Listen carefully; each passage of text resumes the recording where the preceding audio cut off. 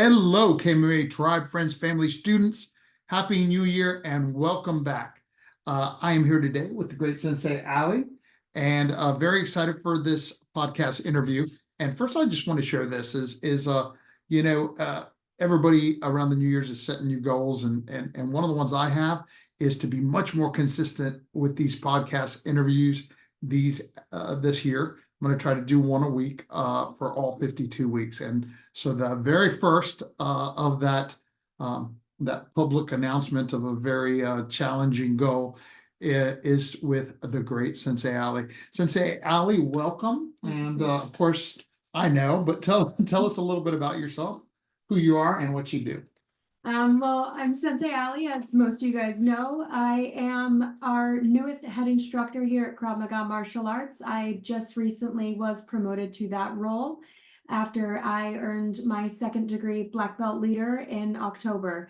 So I'm super excited, super proud to be in this new role and sewing into you guys and all of our students here at Krav Maga Martial Arts to guide them on the path to becoming confident, competent black belt leaders as well. Outstanding. And I am super proud of and excited for you. And you're doing a great job, Sensei Allie. Thank you, sir. How long have you been training in KMMA? I've been training since I was on and off since I was about 3 years old. So that goes to about 20 years total, about 13 active training. Awesome. Awesome. And what do you love most about training in Krav Maga martial arts? About the physical training, I have to say my favorite part is you're never done. You can relearn the front kick regular even at my level as a black belt leader and learn something new every time, make something better every time. You're never done. There's no room for complacency. Wow, what a great answer.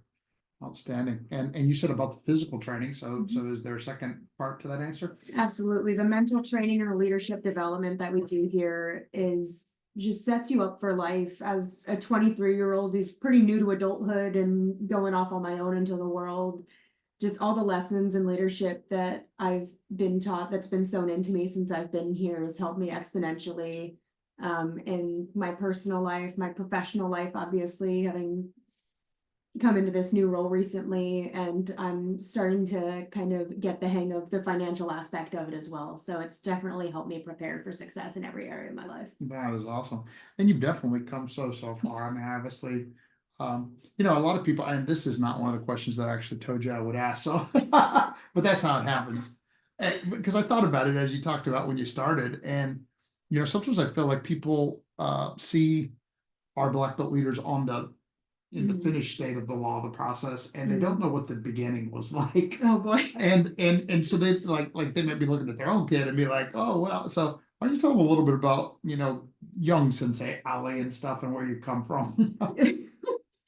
Young Sensei Allie was definitely even more of a firecracker than current Sensei Allie is. I was the kid that you'd see running around the mat. You'd say do jumping jacks, and I'd jump and throw myself on the floor. It took a lot of focus. It took a lot of learning that discipline. And I was one of the students that trained with my family. My sister started training before I even did.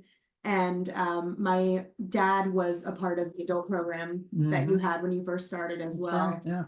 That was really helpful to have my whole family there and to join the KMMA family and grow into the adult and the person I've become from that crazy kid that had to be picked up and carried over to the benches half the time. Yeah. Oh, that's awesome. What are some of the, I guess you've kind of already alluded to some, but what are some of the biggest benefits that you feel that you've gained through training? Definitely one of the biggest ones is discipline. Self-discipline is one of the biggest ones. Knowing what I need to get done and doing it. Not only in the business and instructor aspect of it, but keeping on top of my training, making sure that I'm absorbing all of the information that I can and applying it when I know I need to. Just the life lessons that I've learned to keep going. The perseverance is one of the biggest ones, and resilience is a huge one that's helped me out.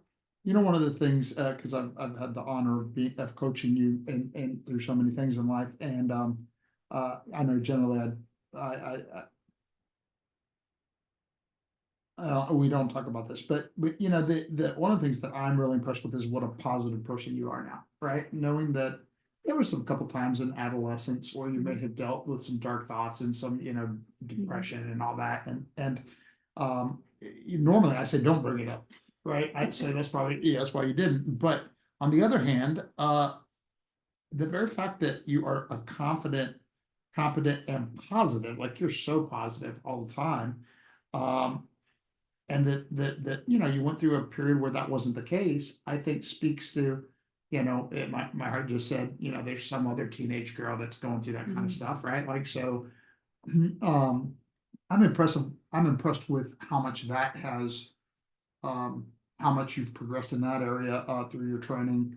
Like I said, my theme for the year, as you know, because I talked to the whole team about it yesterday, is transformation. And I think that's been an amazing transformation in your life. Do you want to talk to that at all, or? Yeah, I went through a period of time, and I'm gonna talk a little bit more about this later, but like I said, I started training when I was 3. That was 20 years ago. Been active for about 13 years. So there is a little bit of a break in there. I had a bit of a dark time struggling with depression. A lot of things happened in my life, which everyone has things happen to them. But in that 5-year break, I was trying to figure out what I could do to get myself back on track. I didn't want to be depressed anymore. I didn't want to have that dark time in my life. I wanted it to end. And I thought, okay, well, there's a couple things I can do, which are always the 2 options that we have in life, is we can either give up or we can keep going. Mm, And I needed something to keep me going. And I was someone in my life at the time mentioned, well, you're always talking about how much you love the martial arts. Why don't you go back? And I was terrified. I'd been gone for 5 years. wow. I was on the cusp of becoming an instructor right before I left. Mm, I was actually a month away from my second degree test. wow. And I was terrified, but I decided, you know what? I'm going to get back in. What's the worst that could happen? Mm, And I ended up getting the best that could happen out of it. oh, So, wow, that's so good. I'm glad I asked. Good, good answer, Sensei Allie. And I mean, praise God, I'm so excited for you. That's awesome. Um, well, I guess we've also started this one. It's like, because the next question I actually had down here formally was, what advice would you have would you want to give to a beginning student? to a beginning student, when you're first starting out, is my advice is definitely going to be stick with it. Like I said, I left for a while. It is the biggest regret of my life. I did the calculations, did the math, and I would have been a 4th degree master at this point Mm, had I not left. And that's actually on one of my biggest goals on the little goal sheet that you gave us a couple yeah. weeks ago, was within the next 5 or 6 years to reach that goal of 4th degree master, and get down there. So just don't quit no matter what's going on. Just keep going. There's a huge family here. There's a huge support system here. Even if you're afraid to reach out, even if you are afraid to ask for help, because we all know that kind of people. Most of us are that kind of person, that we think we can do it all and don't want to ask. We're here for you. That's our job as your sensei, as your grandmaster, even as your peers in training. Those of us, we all train together. We're here for you. We call ourselves a tribe for a reason. We lean on each other. Find a buddy to train with, find someone to hold you accountable, and whatever you do, don't give up. Outstanding. Great advice. Uh, oh, how about advice for someone that's listening to this, maybe isn't a student yet and is just considering becoming one? If you're considering becoming a student, my advice, plain and simple, do it. It's transformed my life. I grew up in this dojo. I grew up with a lot of the people here, who you now see as your sensei and instructors, and looking out and seeing people who haven't grabbed this opportunity, who haven't taken the chance, you're going to be so much better off if you do jump into it. Again, just like what I said, coming back into the martial arts, starting it in the first place can be terrifying. You come in, you may know nothing about martial arts, you may not even know how to make a fist, but it's the law of the process. It happens daily, not in a day, and take baby steps. There's milestones along the way.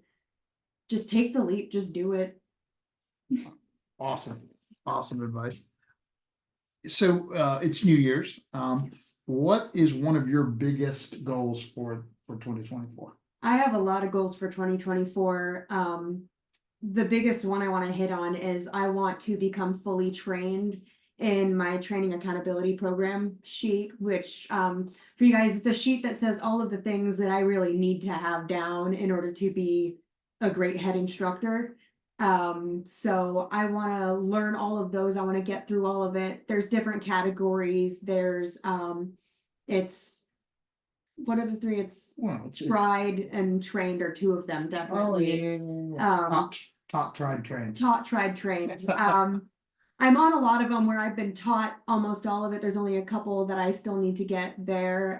Tried On most of them too now. on most of them too now. So my goal is to get to trained by the end of this first quarter of the year so that I can be the best head instructor that I can be for all of you current students, all of you people that are thinking about coming in and trying our program to help you guys become confident black belt leaders. And you're doing a great job already, Sensei Allie, and I know that Sure. people watching this that are already students will agree. It's you know, we have a very high standard of excellence, and so you know, so yes, there's still some more until she'll be considered totally trained and everything, but it doesn't mean you know, if the standard here was good enough, she long since has achieved that. It's what we say, of course, that good enough is the enemy of excellence. Sir. And we have a very high service, and I join you in the exciting goal of having signed off, trained on everything